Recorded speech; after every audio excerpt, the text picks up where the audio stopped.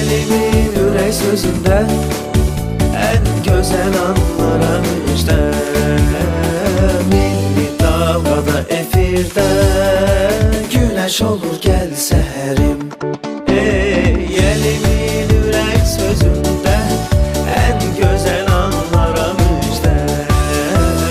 Milli dalğada efirdə güneş olur gəl səhərim. Bir daha sabahınız xeyir olsun əziz dostlar. Səhərin ilk təlaşını, yəni ki proqramımızın birinci saatını artıq geridə qoyduq. İndi isə günün ritmi yavaş-yavaş öz yerini tapır. Bizim üçün belədir, sizin üçün bilmirəm. Aristotel deyirdi ki, enerji zehnin mahiyyətidir. Biz də bu ikinci saatda həm zehnimizə, həm də ruhumuza enerji qatmağa çalışacağıq. Əgər hazırda yoldasınızsa, tıxacın stresini biraz unudun. Əgər işdəsizsə, qəhvənizi hazırlayın. Evdəsinizsə, deməli səhərin ən rahat yerindəsiniz. Çünki qarşıda gündəm xəbərləri var, aktual mövzular var, həm də günümüzə rəng qatacaq musiqilər səsləndirəcəyik. Odur ki, dalğanı dəyişməyin. Gəl Səhərin proqramının ikinci saatı başladı. Yenə mikrofon önündə Günay Tehran qızıdır və hiss olunur ki, bu səhər hələ çox söz deyəcək.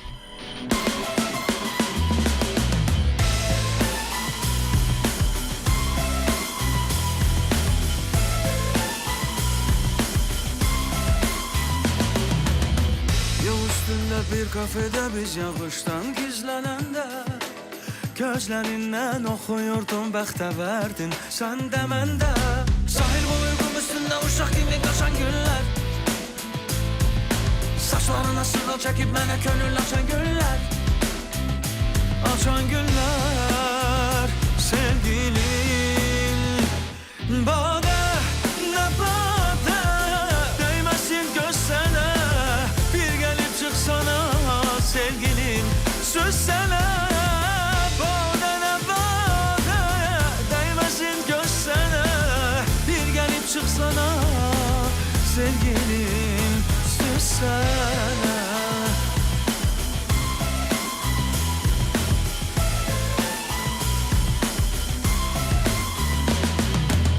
Hər gün evə dönən zaman qayğılardan qurtulanda, sevgilimlə bir bağçada üzbəüz oturanda, payımıza məhəbbətdən bircə damla pay düşəndə,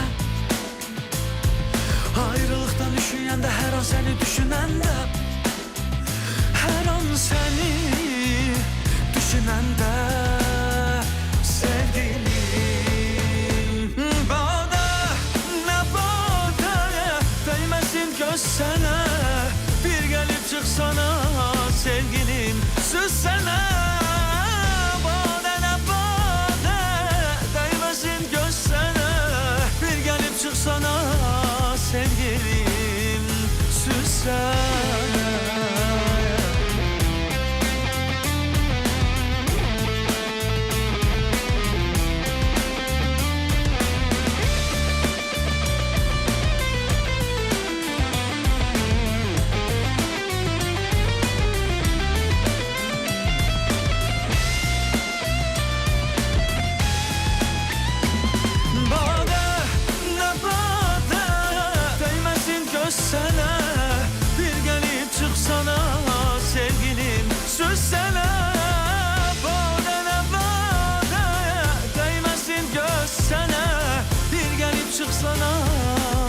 Sevgilim söz sənə, sevgilim söz sənə. Yolda tek değilsen. 105 FM'de sen.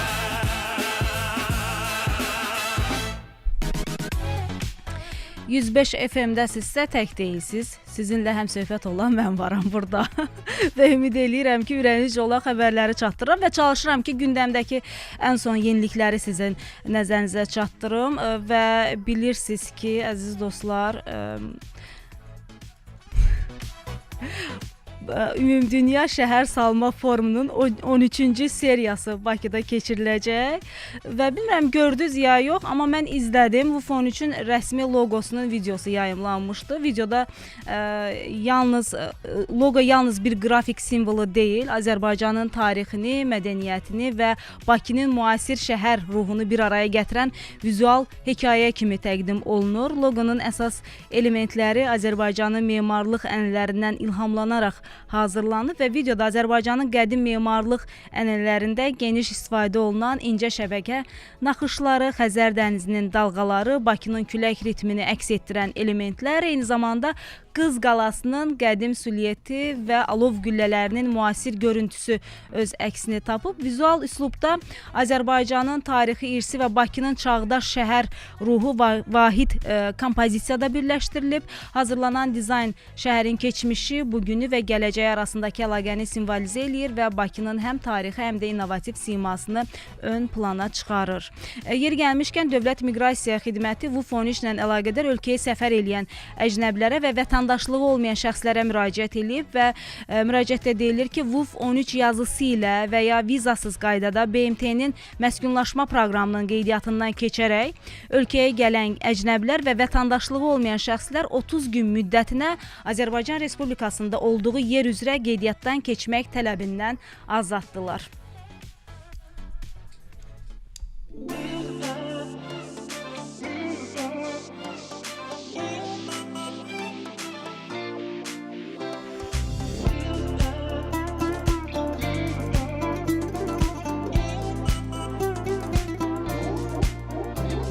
Sevgim oldun, sen köçtün ürəyimə.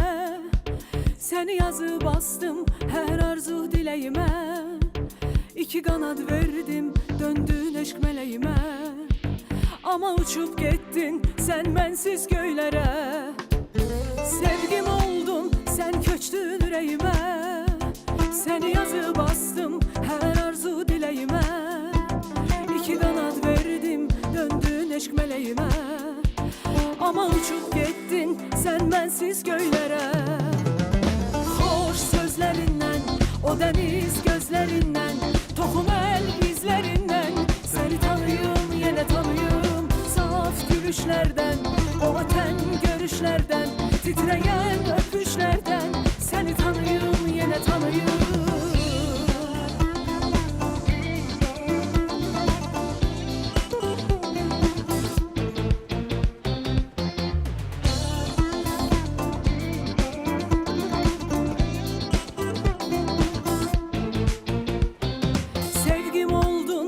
Köçtün ürəyimə, səni yazıb bastım hər arzu diləyimə. İki qanad verdim, döndün eşq mələyimə. Ama uçup getdin sən mənsiz göylərə. Xoş sözlərindən, o dəniz gözlərindən, toxum el izlərindən, səni tanıyım, yenə tanıyım. Saf gülüşlərdən, o ötən görüşlərdən, titrəyən öpüşlərdən, səni tanıyım, yenə tanıyım.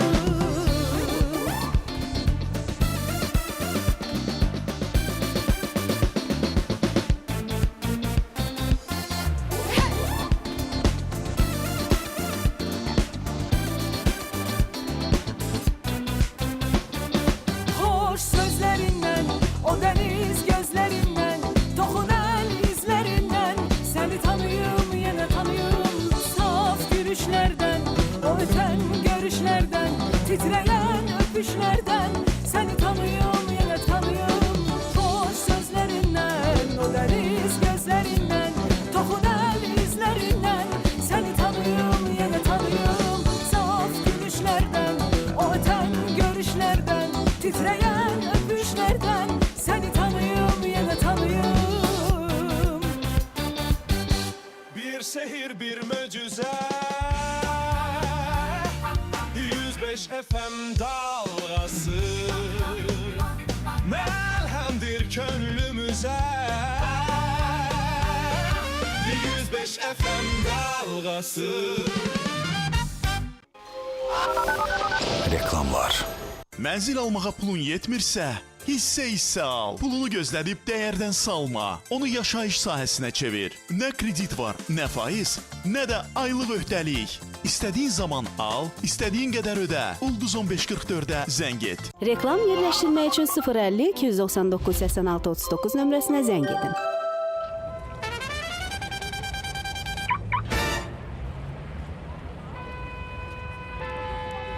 Şehir yine karıştı, yollarda yarıştı. Dalganı tut gülümse,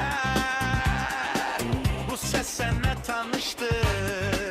Bilirsen, yolda tek değilsen. 105 FM'desin.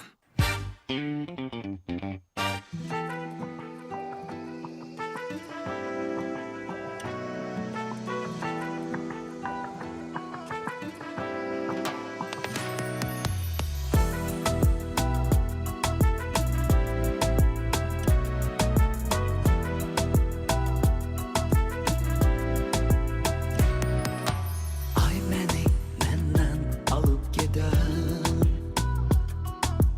dərdləri dərdə salıb gedən, ləzzəti çörəyimdə, ağrısı kürəyimdə, həsrəti ürəyimdə qalıb gedən, ləzzəti çörəyimdə, ağrısı kürəyimdə, həsrəti ürəyimdə qalıb gedən. Gecə çatdı səhərə, lay lay dedim şəhərə, açılmadı bir kərə. Pəncərəm, pəncərəm, pəncərəm, pəncərəm, pəncərəm, pəncərəm.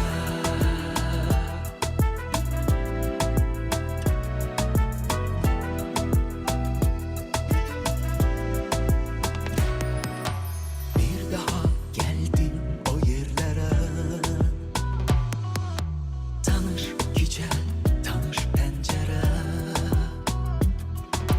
Bir ömür yaşayardık, bir günlük kovuşardık, bir anlık kaydardık o illere.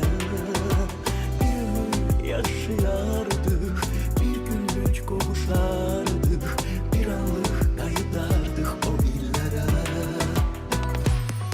Gece çatdı səhərə, lay lay dedim şəhərə, açılmadı bir kərə. Pəncərəm, pəncərəm, pəncərəm, pəncərəm, pəncərəm. Gecə çatdı səhərə, lay lay dedim şəhərə,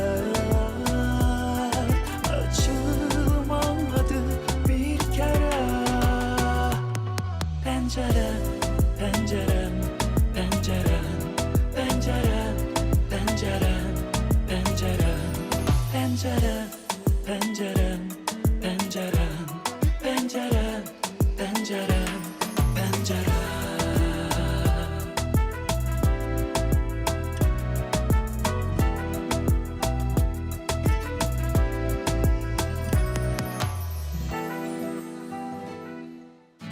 Həftə içi 5 gün, saat 8-dən 10-a qədər Gel seherimi dinleyin.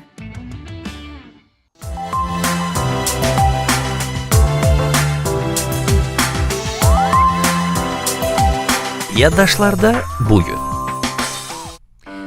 Bugün Azərbaycan musiqisini dünyaya yetirən bəstəkarın Rauf Hacıyevin doğum günüdür.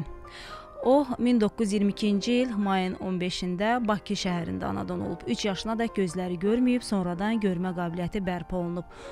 Onu Həsən bəy Zərdabinin qızı Qərib Soltan xanım Məlikova 4 yaşından götürüb saxlayıb. Raufun musiqi istedadı erkən yaşlarından özünü büruzə verib. Qərib Soltan Məlikovanın himayəsi altında tərbiyə almış Raufun bəstəkarlıq sahəsində formalaşmasında Üzeyir Hacıbəylinin mühüm əhəmiyyəti var. Belə ki, Raufun fortepiano üçün pyeslərini Tarantella, Dağıstan, Ləzgihəngi dinlədikdən sonra dahi bəstəkar onun fitri istedadının yüksək qiymətləndirib və il yarım onunla məşğul olandan sonra Rauf bir neçə mahnı bəstələyib. Onların arasında xüsusilə Samur, Mingəçevir, Gənclik marşı ona şöhrət gətirib. İlk gənclik məhsulu olan bu əsərlərdən sonra mahnı janrı Rauf Hacıyevin yaradıcılığında aparıcı əhəmiyyət kəsb edir. Xüsusilə bəstəkarın həm ifaçılar, həm də musiqi sevərlər arasında Sevgilim, Mənim Azərbaycanım, lirik mahnı, Bahar gəlir, Sevimli şəhər, Bakı haqqında mahnı, Leyla, Neft daşlarında, Ceyran və digər mahnıları daha çox populyarlıq qazanır.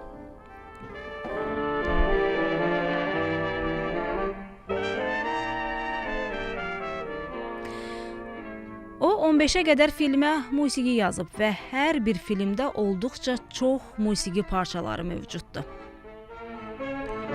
Bağçalarda yasəmənlər verdi baş-başa,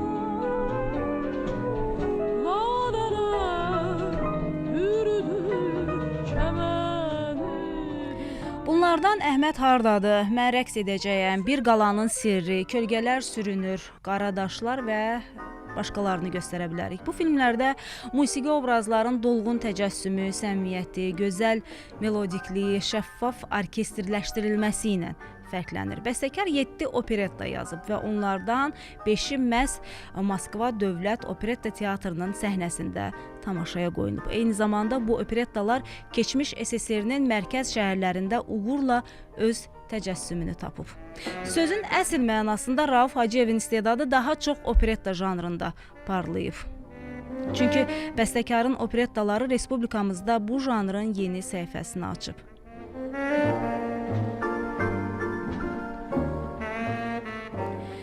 Rauf Hacıyevin Moskvada tamaşaya qoyulmuş ilk operettası Romeo Mənim qonşumda olub. O da diqqətə layiqdir ki, operetta keçmiş SSR respublikaları bəstəkarlarının əsərlərinə baxışda 3-cü mükafata layiq görülüb və 23 teatr səhnəsində tamaşaya qoyulub.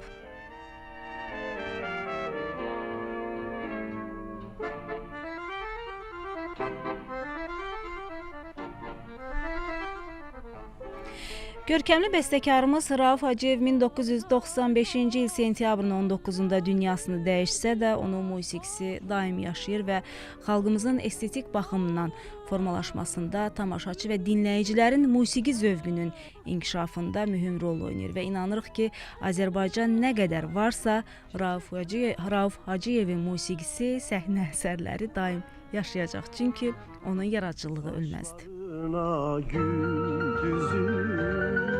Mənim günüm gündüzüm, sənsiz mən necə gəzim, bilmirəm özüm.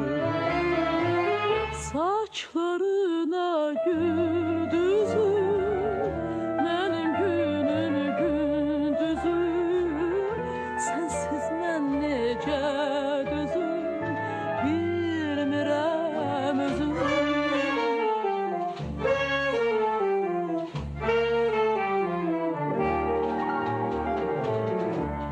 Payız oldu, uçdu, getdi durna qatarı, çəmənlər rəngini niyə itirdi? Yoxsa olmadı ürəyimdə eşqin baharı, arzular, ümidlər min gül bitirdi.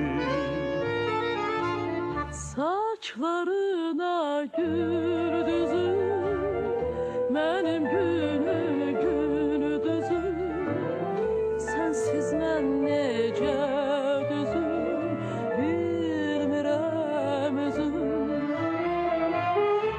Saçlarına güldüzüm, mənim günüm gündüzüm, Sensiz mən necə dözüm bilmirəm özüm.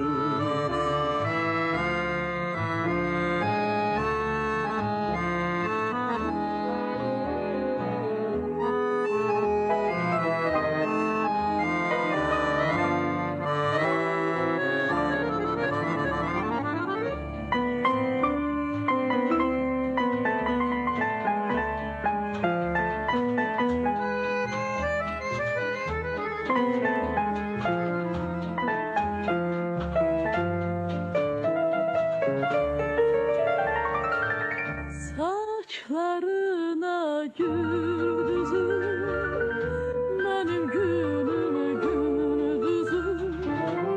Sensiz mən necə dözüm, bilmirəm özüm. Saçlarına gül düzüm, benim günüm gündüzüm. Mehribanım əzizim, gel gülsün üzüm. Danışır Bakı FM 105. Bizimle bir dalgada.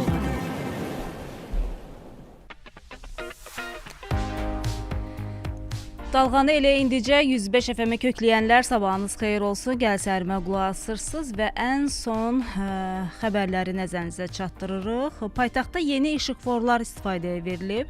Paytaxt Bakının Həsən Əliyev küçəsinin Tbilisi prospekti ilə kəsişməsində ilk dəfə quraşdırılan və Şəfaət Mehdiyev küçəsi ilə Tbilisi prospektinin kəsişməsində yenilənən işıqforlar istifadəyə verilib və hərəkət növbəlliliyi və piyadaların təhlükəsiz hərəkəti təmin edilib. Bu barədə Daxili İşlər Nazirliyinin Nəqliyyatı İntellektual İdarəetmə Mərkəzindən məlumat verilib və bildirilib ki, görülən işlər Azərbaycan Yerüstü Nəqliyyat Agentliyinin layihəsi çərçivəsində icra olunub.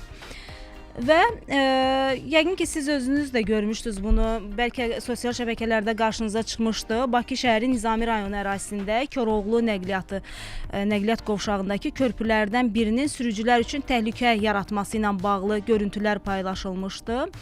Və videoya əsasən körpünün bir hissəsinin qəzalı vəziyyətdə olduğu deyilirdi və məsələ ilə bağlı Azərbaycan Avtomobil Yolları Dövlət Agentliyinin mətbuat katibi Anar Nəcəfli cavab olaraq bildirib ki, bu görüntüdə görünən hissə aşırım qurğusunun konsolunun dayaq üzərinə oturduğu zonada yerləşən deformasiya tikişidir.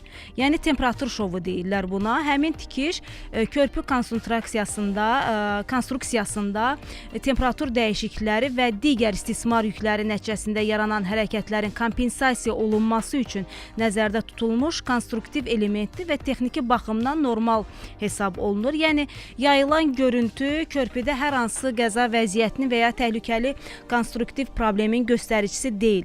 Körpülərdə mütəmadi texniki baxış və monitorinqlər həyata keçirilir. Onların istismar vəziyyəti aidiyyəti mütəxəssislər tərəfindən daim nəzarətdə saxlanılır. Təəssüf ki, bəzən mühəndis və ya mütəxəssis rəyi alınmadan yayılan məlumatlar cəmiyyətdə əsassız narahatlıq və qorxu yaradır. Texniki məsələlərin yanlış anlaşılmasına səbəb olur.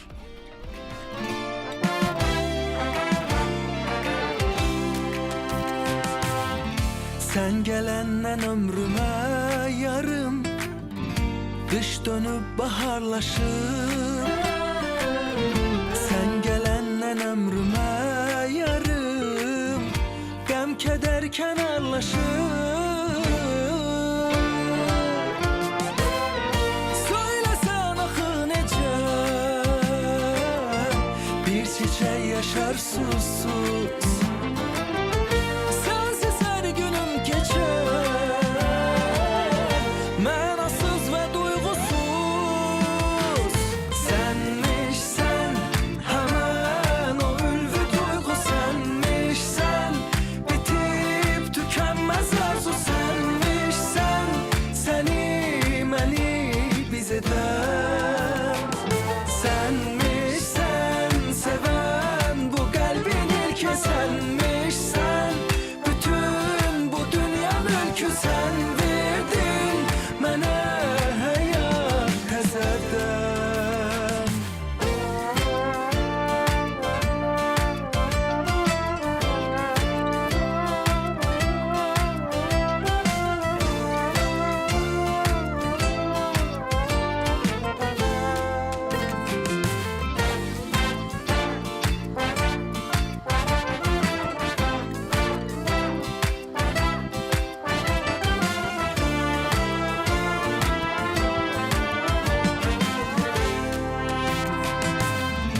Sən mənim qədər mənim, qismətim alın yazım.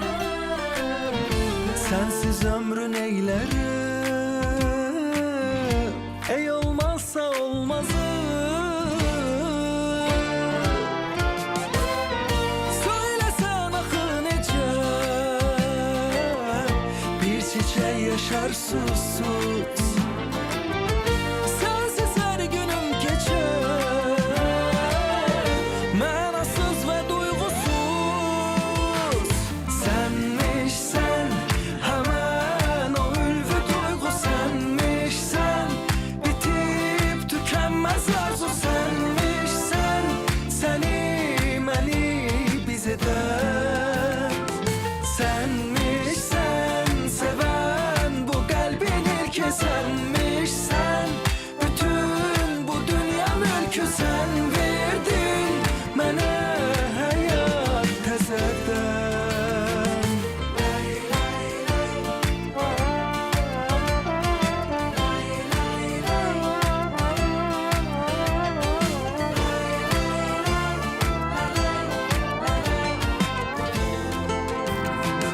Sənmişsən sevən bu qəlbin ilki, sənmişsən bütün bu dünya mülkü, sən verdin mənə həyat təzədən.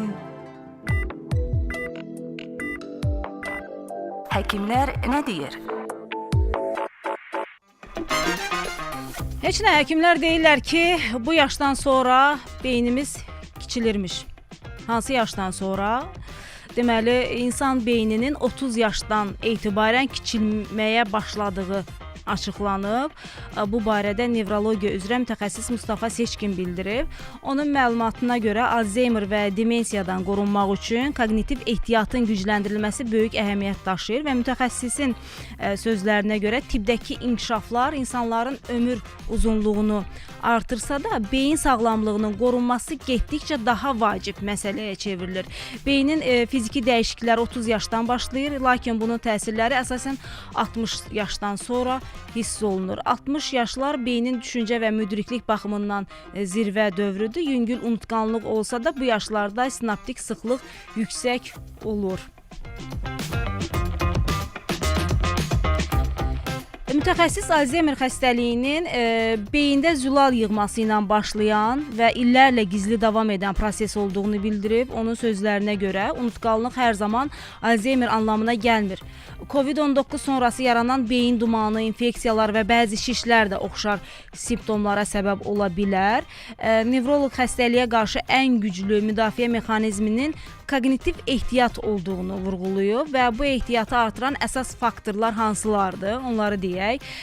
Sosial aktivlik, musiqi alətində ifa eləmək, müntəzəm idman, keyfiyyətli yuxu və sağlam qidalanma. Mustafa Seçkin həm də onu deyir ki, ürək-damar məşqlərinin güc məşqləri ilə birlikdə edilməsi Alzheimer inkişafını yavaşlatmağa kömək eləyə bilər və onun sözlərinə görə idman zamanı əzəllərdən ifraz olunan bəzi maddələr beynin bərpasına müsbət təsir göstərir və mütəxəssis həmçinin eşitmə və görmə problemlərinin də demensiya riskini artırdığını xatırladıb.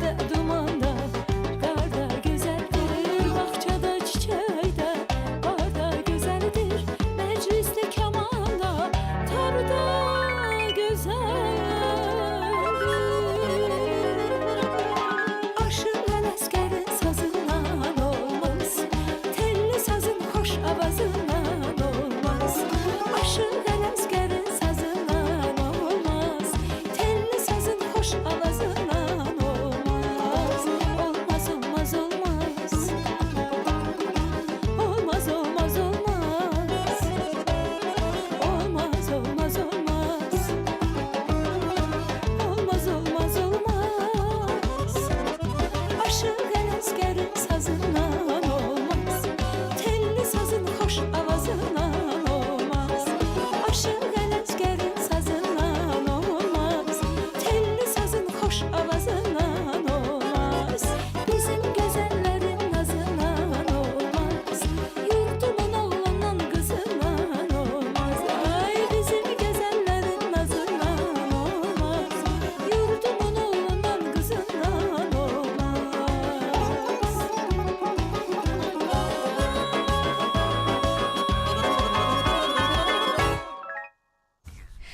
Bəzən bir olmaz böyük bir problemin qarşısını alır. Bəzən də ən gözəl iş kiminsə üzündə təbəssüm yaradır və deyirlər ki, paylaşılan yaxşılıq həm böyüyür, həm də geri qayıdır. Bəs bu düşüncə ilə Azərbaycan Dövlət Mədəniyyət və İncəsənət Universiteti nəzdində Humanitar Kollecdə xeyriyyə yarmarkası keçiriləcək əziz dostlar. Yaradıcılığın, birlik hissinin və xeyirxahlığın bir araya gələcək bu yarmarka həm də gözəl məqsədə xidmət eləyir. Mən istəyirəm ki, o yarmarka ilə bağlı sizə ətraflı məlumat verim.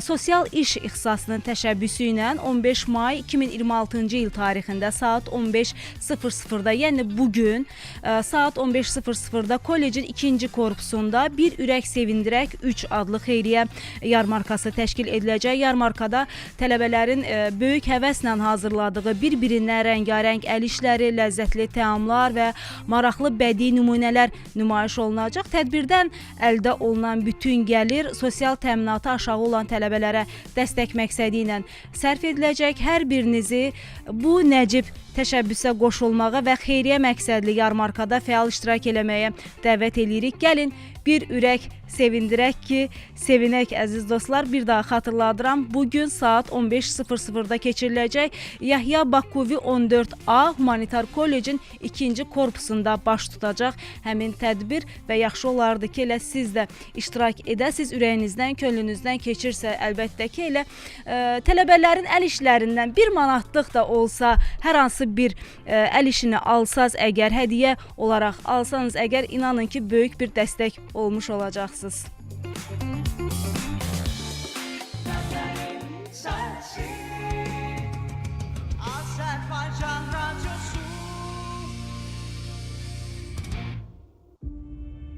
Bu sən deyilsən, yox. Mənəm. Yox. Mənəm də öldürdüyün Qədir. Solda sənlə danışıram, mən qulaq asmırsan mənə. Günahım mənim. Sən özümə dost bilmək idi, qardaş bilmək idi, sən özümə böyük bilmək idi. 2 aydan sonra gəlib çıxmısansa deməli bir məqsədim var da, hə Qədir? Dəhşətli deyəndə ki, əslində yaxşı bir şeydir, amma möcüzətdə mən elə də inana bilmirəm. Qumru elə indi də mənim rəfiqəmdir, həm də mənim bacımdır. Qumru sənin nə bacındır, nə də rəfiqəm. Qumru səni sevmir Qədir. Qədir var idi dostum, ölməyibmiş. Dirilən adam bu axşam saat 22-də 105 FM.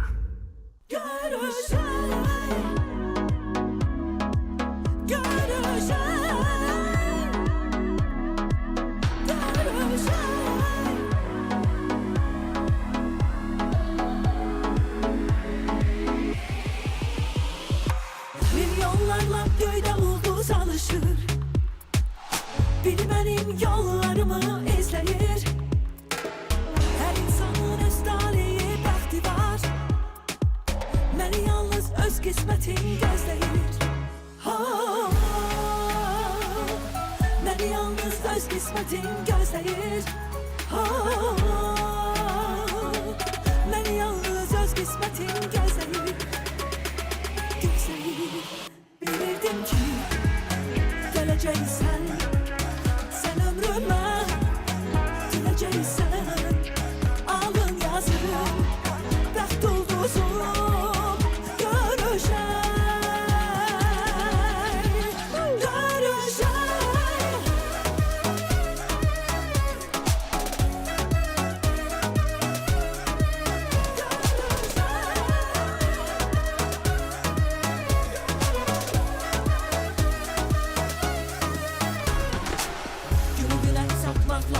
Geçmişi baştan atmakla olmaz, birlikten her şey yaxşı olacak.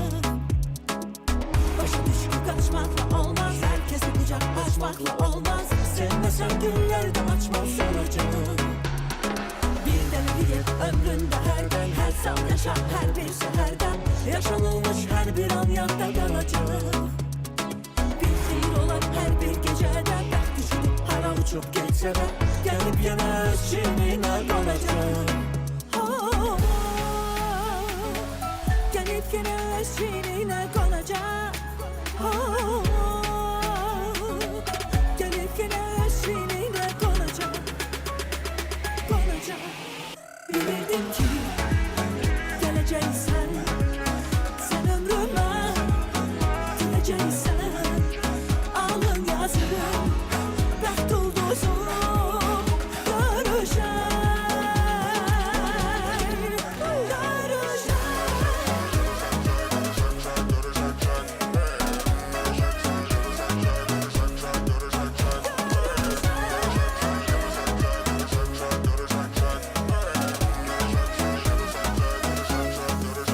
Bilirdim ki gələcəksən, sən ömrümə gələcəksən.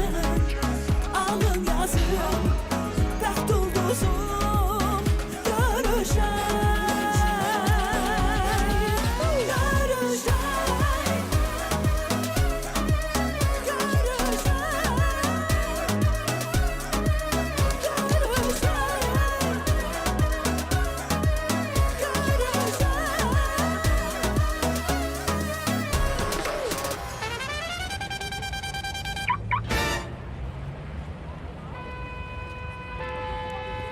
Şehir yine karıştı, yollarda yarıştı. Dalganı tut gülümse, bu ses seninle tanıştı. Bilirsen, yolda tek değilsen. 105 FM'desin. Reklamlar. Mənzil almağa pulun yetmirsə, hissə al. Kristaldan möhtəşəm təklif. Pulunu gözlədib dəyərdən salma. Onu yaşayış sahəsinə çevir. Nə kredit var, nə faiz, nə də aylıq öhdəlik. İstədiyin zaman al, istədiyin qədər ödə. Növbəti mərhələləri tamamlaya bilməsən, ödədiyin məbləği illik 12%-lə geri al. Elə indi ağıllı qərar və ağıllı investisiyaların tam zamanıdır. Ətraflı məlumat üçün Ulduz 1544-ə zəng et. Pulunu sadəcə yığmaq yox, hər gün artdığını da görmək istəyirsənsə, Bir Bank yığım hesabı tam sənlikdir. Bir Bank yığım hesabında pulunun artması üçün ay sonunu gözləmirsən. Cəmi 24 saat kifayətdir. Çünki hesablanan faiz hər gün balansına əlavə olunur. Üstəlik pula ehtiyacın olsa və pulunu çıxarsan, qazandığın faizlər də özünə qalır. Bir Bank yığım hesabı ilə gözləmədən qazan. Bir Bank, Azərbaycan Respublikasının Mərkəzi Bankının 14 may 2025-ci tarixli 244 nömrəli bank lisensiyası əsasında fəaliyyət göstərən Kapital Bankın əmtəh nişanıdır. Reklam yerləşdirmək üçün 050 299 86 39 nömrəsinə zəng edin. Endim bulaq başına, yarım çıxdı qarşıma. Azərbaycan Radiosu, dünyaya açılan pəncərə, sizin Alim Qasımov.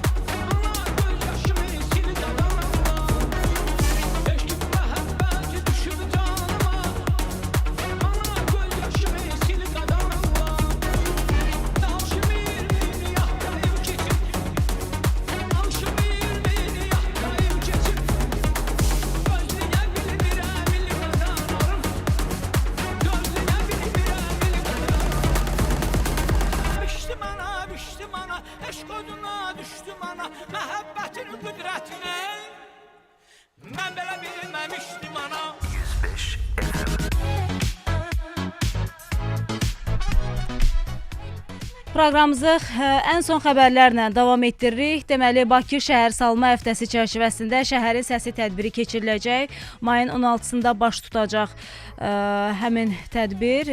Mayın 16-sında Ümumdünya Şəhər Salma Forumunun 13-cü sessiyası ərəfəsində keçirilən Azərbaycan Şəhər Salma kampaniyasının tərkib hissəsi olan Bakı şəhər salma həftəsi çərçivəsində şəhərin səsi tədbiri keçiriləcək və şəhərin səsi tədbiri çərçivəsində memarlıq və şəhər salma mövzuları, musiqi, rəqəmsal, incəsənət, kino irsi və müasir yaradıcı ifadə vasitələri ilə təqdim ediləcək. Tədbirin məkanı olan Cəfər Cabbarlı adına Azərbaycan Film Kino Studiyası müasir audiovizual incəsənət mərkəzinə çevriləcək. Tədbir zamanı Bakının qədim yaddaşının və yaradıcı enerjisini müasir bədii yanaşma ilə vəhdətini əks etdirən rəqəmsal proyeksiyalar canlanacaq. Fərqli canlı vizual nümayişlər keçiriləcək. Divar rəsmi konsepti və qrafiti elementləri sərgilənəcək. Məkanın dinamik ab-havası isə elektron musiqi və DJ çıxışları ilə tamamlanacaq. Şəhərin səsi tədbiri mayın 16-sı saat 19:30-da başlayacaq əziz dostlar. Tədbirə giriş sərbəstdir, iştirak isə əvvəlcədən qeydiyyat əsasında mümkün olacaq. Tədbirdə iştirak etmək istəyənlər qeydiyyat formasını dolduraraq müraciət edə bilərlər. Və belə proqramımızın sonuna gəlib çatdıq. Bir qədər mənim üçün ayrılmaq çətin oldu. Oradan rejissorumuz deyir ki, artıq sağollaş. Məndə isə həmin anda bir sükut yarandı. Bugün üçün ayrılan vaxtın sonuna gəlib çatdı. Sağollaşarkən dahi Nizami Gəncəvinin o məşhur misralarını xatırlamaq istəyirəm. Deyir ki, ümidini kəsmə, hər qaranlıq gecənin bir nurlu sabahı var. Sizin də sabahınız nurla dolsun. Hər zaman ümidli qalın əziz dostlar və hər səhəriniz də xeyirli xəbərlərlə açılsın.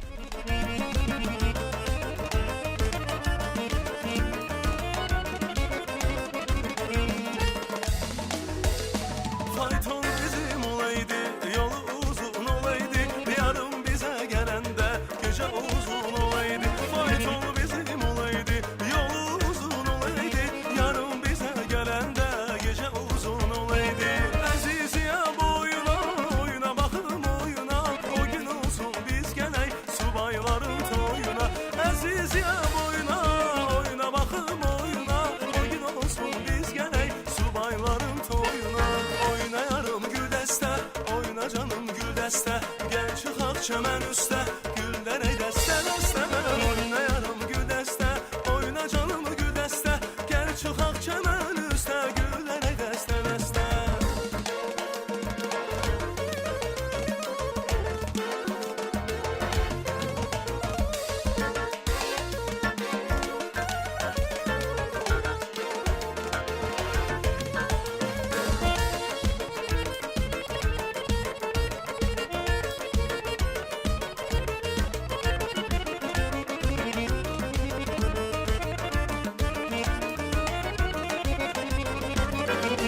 Fayton gələr toz eylər, qız oğlana göz eylər, oğlan da günah olmaz, hər nə etsə qız eylər. Fayton gələr toz eylər, oğlan qıza göz eylər, oğlan da günah olmaz, hər nə etsə qız eylər. Əziziyəm boyuna, oyuna baxım oyuna, o gün olsun biz gələk subayların toyuna. Əziziyəm boyuna, oyuna baxım oyuna, o gün olsun biz gələk subayların toyuna. Oynayarım gül dəstə, oyna canım gül dəstə, gəl çıxaq çəmən üstə, güllərə dəstə dəstə. Oynayarım gül dəstə, oyna canım gül dəstə, gəl çıxaq çəmən üstə, güllərə dəstə dəstə.